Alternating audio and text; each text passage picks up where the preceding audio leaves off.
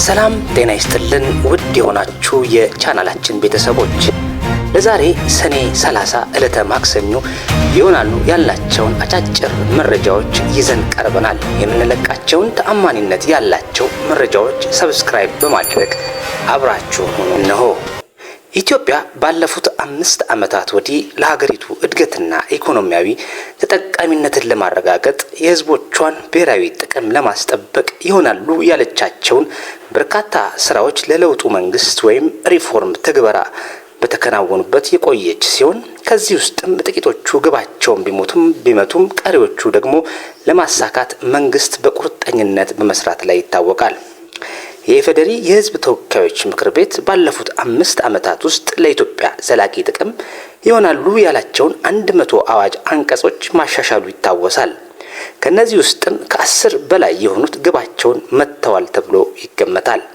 ለአብነት ለመጥቀስ የካፒታል በጀትን ማሳደግና የህዝብ ተጠቃሚነትን ማረጋገጥ፣ የኢኮሜርስን ኢኮኖሚያዊ ትስስር በመዘርጋት ከሌሎች ዜጎች ተጠቃሚነትን ፈጣን ቀልጣፋ ስርዓትን በመዘርጋት ሌላኛው ዲጂታል ኢትዮጵያን መገንባት ከሌላኛው ዓለም አገር ጋር እኩል ለማስተሳሰር የዜግነት አርማ የሆነውን ዲጂታል ፋይዳ መታወቂያ ውጤታማ አድርጋለች። ሌሎችንም በመጥቀስ ያክል የአባይ ወንዝ ተፋሰስ ሀገራት ጋር በተፋሰሱ ዙሪያ ከዚህ ቀደም ተቀምጦ የነበረውን አዋጅ በማሻሻል በሌሎች አፍሪካ ሀገራት ተጠቃሚ እንዲሆኑና ከተፋሰስ ሀገራትም ጋር ሰላማዊና ኢኮኖሚያዊ ትስስር እንዲቀጥል አስችላለች።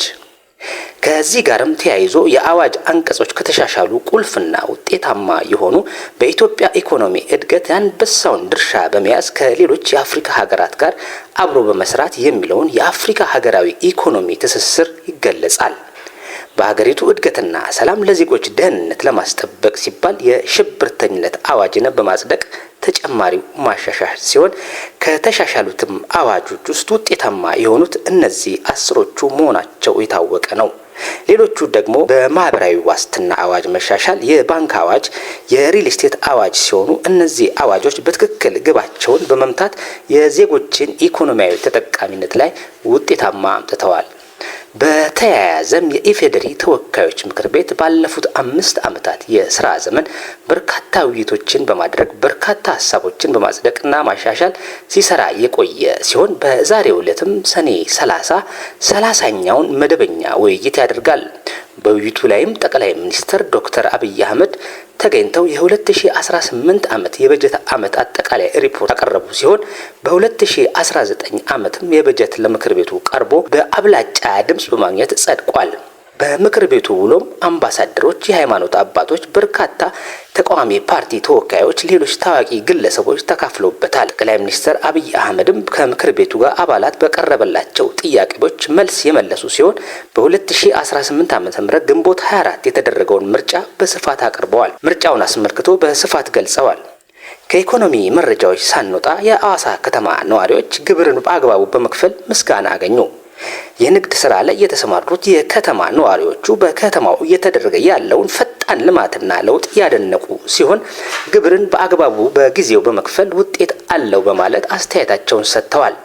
ለነጋዴዎቹ ምስጋና የሰጡት የአዋሳ ከተማ ከንቲባ አቶ ጥራቱ በየነ እንደገለጹት በከተማው እየታየ ያለው ከፍተኛ ለውጥና እድገት ተፋጥኖ የቀጠለ ሲሆን ነጋዴው ማህበረሰብ ከግብር በተጨማሪ ለሀገር ኢኮኖሚ ለከተማዋ ገጽታ ትልቅ ድርሻ ያለውን የአዋሳ ሐይቅ ለማልማት የሚደረገውን ልማት በገንዘብ በመደገፍ ላደረጉት አስተዋጽኦ ምስጋና አቅርቤያለሁ ብለዋል። ከንቲባው ጥራቱ በየነ ሐዋሳ ከተማ ባሳለፈው ዓመት 6.4 ቢሊዮን ብር እንሰበስባለን ያልነው ገቢው በከፍተኛ ሁኔታ በመጨመር 7.4 ቢሊዮን ልናገኝ ችለናል በማለት ለነጋዴው ማህበረሰብ አመስግነዋል።